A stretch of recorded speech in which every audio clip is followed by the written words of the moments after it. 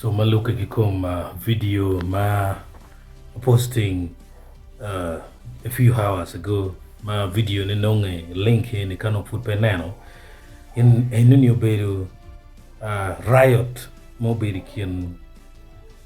community mipade ki company makiluoni Pura organic kono information makata nyurni pade district government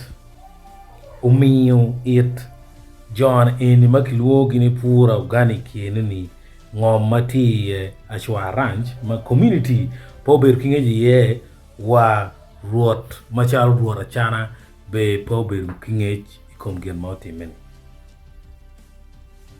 We want to provide the medicine at a very concessional rate for the people, for the health of the people,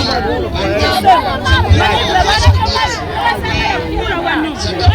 factory in So dano ubirka gwenye kitelle ni jemo ikom John ni kar magen guo en Pura organic ma community gwenyo naga ikelo forces uchiro richaje yamo ka jemine utemo beiro nene gitemo settling kid development mo can ma bikati gini abinano ni ukati gane buri ana foi mata